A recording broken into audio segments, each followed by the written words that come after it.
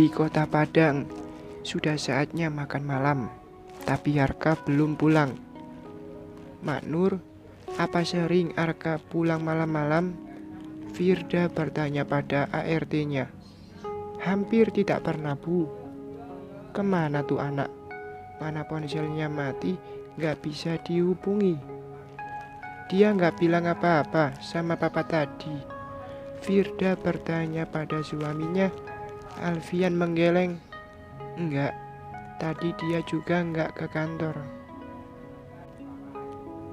Ya sudah, kita makan dulu saja, Pak. Mudah-mudahan sebentar lagi dia pulang. Firda segera mengajak suaminya ke meja makan. Mereka makan berdua tanpa kehadiran Arka. Mama mau telepon Kirana dulu. Ia pasti kesepian, sendirian di rumah. Apa kabarnya anak itu?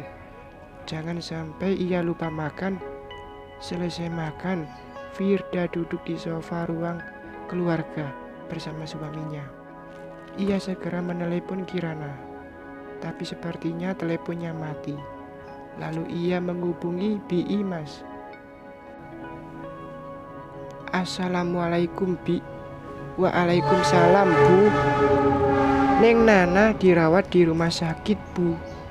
Bi Imas langsung memberi laporan. Firda terkejut mendengarnya. Kenapa sampai dirawat, Bi? Waktu saya berangkat ke Padang, Kirana baik-baik saja. Apa yang terjadi? Siang tadi Mas Arka datang dan bertemu Neng Nana. Neng Nana pingsan, lalu dibawa ke rumah sakit. Mas Arka menunggui di rumah sakit sekarang. Tadi saya disuruh pulang. Katanya biar Mas Arka yang menemani Neng Nana di rumah sakit. Astagfirullahaladzim, anak itu nekat ke Bandung tanpa bilang-bilang. Ya sudah, Bi, besok saya pulang. Terima kasih ya. Firda cemas. Ia cemas pada kondisi Kirana. Takut terjadi sesuatu yang membahayakan kandungannya. Bayi yang dikandung Kirana itu sungguh berharga bagi keluarga mereka. Mungkin itu akan menjadi satu-satunya penerus keturunan Alfian dari Rafasa. Firda gelisah, memikirkan Kirana sendirian dalam sengsaranya. Ia juga cemas melihat kenekatan putranya, Arka. Bagaimana kalau Arka nekat membawa Kirana pergi? Bisa-bisa rusak semua apa yang sudah direncanakannya dengan Kirana sebelum ini. Alfian menatap istrinya.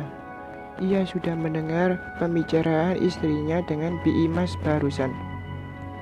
Besok kita pulang. Anak itu kehilangan akal sehatnya karena cinta. Sudah jadi dosen, sudah jadi pimpinan perusahaan, tetap saja kalah kalau urusan cinta, ujar Alfian sambil geleng-geleng kepala. Beruntung tadi semua urusan Alfian dan istrinya di Padang sudah selesai. Mereka sudah bicara dengan Pak Bastian, ayah Kirana. Dia akan hadir saat pernikahan Kirana dan Raf nanti di Jakarta. Menjadi wali nikah Kirana. Mereka juga sudah bertemu Ibu Arini sesuai pesan Kirana. Ibu dosen itu berencana hadir di pernikahan itu nanti. Tiket dan akomodasinya akan diurus oleh orang dari perusahaan Alfian nanti. Mas Daru, kalau Mas Arka menginap di rumah sakit malam ini, maukah Mas menemaninya? Aku tak mau berdua saja dengannya di ruang ini. Sebuah notifikasi pesan masuk di ponsel Bramandaru dari Kirana. Ada denyar bahagia menerima pesan itu. Artinya, ia punya tempat khusus di hati gadis itu. Kirana mempercayai dirinya dan merasa nyaman bersama Daru. Padahal Arkatama adalah kekasihnya, cinta pertamanya, calon suaminya yang tak jadi. Daru baru saja sampai di rumahnya. Tadi setelah menjenguk Kirana di rumah sakit, Daru menerima beberapa pasien di klinik. Baru setelah itu lanjut pulang ke rumahnya. Sudah maghrib saat ini. Ia akan beristirahat sebentar. Nanti sekitar jam 7 malam ia akan ke rumah sakit sesuai pesan Kirana. Dibalasnya pesan itu. Ini tentang hati, meski sudah tak ada peluang baginya untuk memiliki gadis itu. Tapi rasa sayangnya yang tulus membuat ia melakukan banyak hal untuk Kirana. Selalu ada rasa ingin melindungi dan membahagiakan orang tercinta itu. Semoga suatu waktu nanti rasa itu bisa berubah menjadi rasa sayang pada adik tanpa pamrih, tulus dan ikhlas. Dan semoga di saat itu pula akan Allah kirim untuknya seorang jodoh sebaik Kirana yang akan mendampingi dan bahagia bersamanya seumur hidupnya nanti. Ketika ia sampai di rumah sakit tempat Kirana dirawat, didapatinya Arka duduk di kursi teras ruang rawat itu seorang diri. Mungkin Kirana yang melarangnya masuk. Daru mengulurkan kotak makanan yang dibawanya pada Arka untuk makan malam mereka. Diulurkannya juga sebuah sweater agar Arka tak kedinginan di udara malam kota Bandung. "Kamu sudah menemuinya lagi?" tanya Daru. Arka menggeleng. Ia bilang pada perawat tak ingin bertemu siapapun, ia ingin sendiri. Aku tak berani memaksanya, takut ia drop lagi.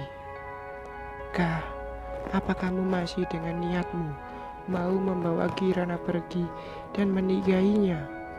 Lama Arka terdiam mendengar pertanyaan Daru. "Hatiku ingin seperti itu." Arka ragu. Kalau hal itu semakin membuat Kirana tertekan bagaimana?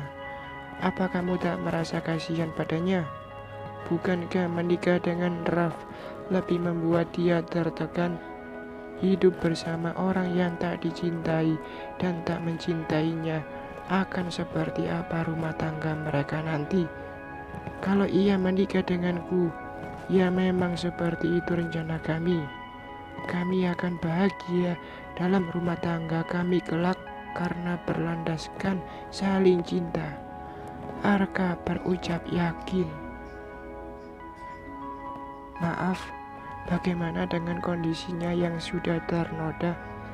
Apa tak akan jadi ganjalan dalam rumah tangga kalian nanti?" Daru penasaran ingin tahu sikap Arka akan hal tersebut. Sebab kalau dirinya sendiri sejak awal tahu Kirana hamil, ia tak mempermasalahkannya. Ia betul-betul tulus mencintai Kirana. Apalagi ia tahu semua itu terjadi bukan karena keinginan Kirana. Gadis itu hanya korban. "Aku mencintainya tulus apapun kondisinya." Arka berucap yakin. Allah memang maha adil. Di satu sisi, Kirana mendapat cobaan hidup yang sungguh teramat berat baginya. Tapi di sisi lain, ada dua pria yang tulus mencintainya dan ikhlas menerima dirinya, meski sudah ternoda. Kita berdua sama-sama mencintai Kirana, sama-sama tulus mau menerima kondisi dirinya. Arka menatap tajam pada Daru. Tak suka ia mendengar ucapan dokter itu. Hanya dirinya yang boleh mencintai dan dicintai oleh Kirana. Daru tak menghiraukan tatap posesif si dosen itu. Tapi garis takdir menentukan Raflah yang akan menikah dengannya. Pernikahan itu akan membuat Kirana sengsara. Aku tahu betul adikku itu. Tapi menerima Raf membuat dirinya lega karena anaknya nanti punya status yang jelas. Nama ayah kandungnya tertera di akte lahirnya nanti. Siapa tahu setelah terikat dalam pernikahan, keduanya bisa menjalani rumah tangga mereka sebagaimana mestinya. Mereka berdua pernah saling menyayangi sebagai sahabat. Siapa tahu lama-lama berubah jadi cinta. Atau kalau memang cinta tak pernah bisa hadir dan mereka kemudian memutuskan untuk berpisah, mereka akan berpisah baik-baik. Setidaknya Kirana sudah memberikan yang terbaik untuk anaknya. Jadi sebaiknya mari kita ikhlaskan Kirana memilih Raf, agar tak ada yang memberat hatinya dengan keputusannya itu dan memberi kenyamanan padanya di masa kehamilannya ini. Sesiur angin malam menyapu lembut dua pria itu, tapi tak mampu mendinginkan hati Arka yang masih belum bisa menerima keputusan Kirana.